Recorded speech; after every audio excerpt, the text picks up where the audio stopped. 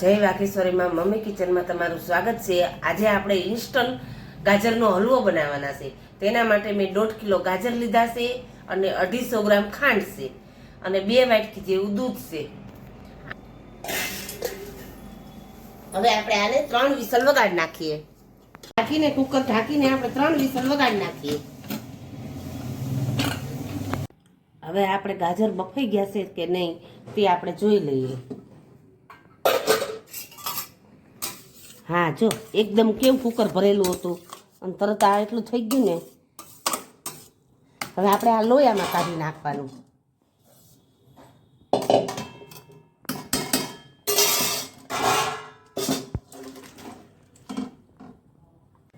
हवे आपणे आने आ बधुं पाणी बळी जाय ने त्यां सुधी सातळवानुं अने जरा कमथुं पाणी रहे ने पछी मावो एड करवानो।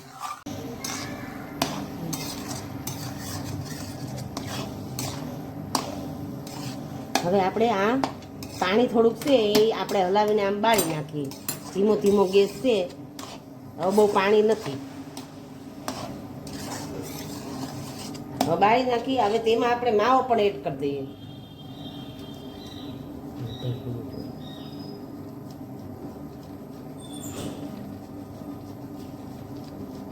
આ ખમણીને કરી તો ઝડદણ થઈ જાય, ઓલો આખા ગાંગડા રે। आ खमणी ने करे तो एक रस थी जाए।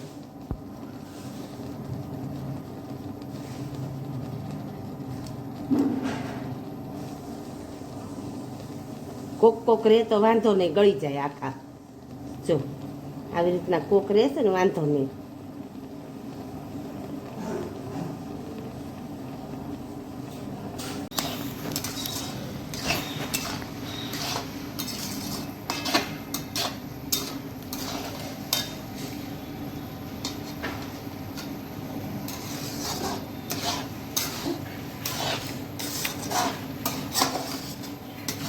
એમાં આપણે થોડું ઘી પણ એડ કરી દઈએ, 1 ચમચા જેટલું। આમ તો ઘી ન નાખી તોય ચાલે, પણ ઘી નાખી તો સારું।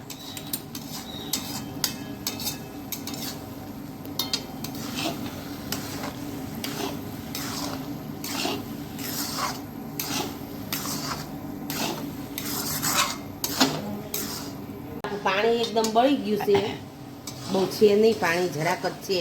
તેમાં પણ આપણે કાજુ બદામ પણ એડ કરી દઈએ। આ કાજુ બદામનો ભૂક્કો કરીને રાખ્યો છે મેં।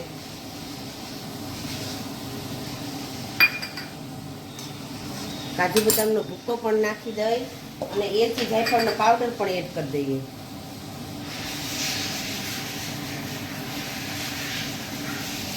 એક ચમચી ભરીને એલચી જાયફળ પાવડર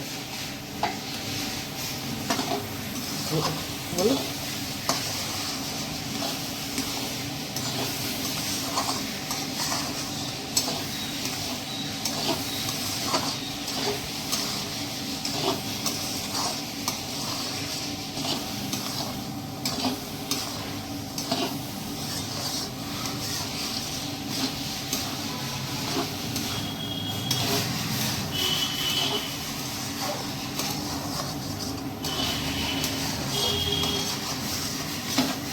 ચોકી લીધી છે, આ ચોકીમાં આપણે ઘી લગાડી દઈએ। આપણો હલવો રેડી તૈયાર થઈ ગયો છે।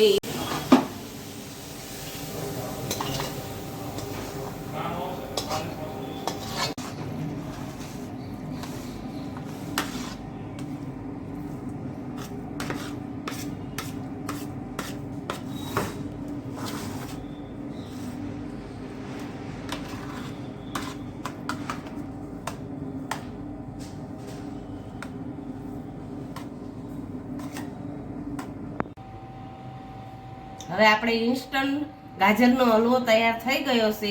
જો તમને અમારી રેસીપી પસંદ આવી હોય તો અમારી ચેનલને તમે સબસ્ક્રાઇબ કરજો।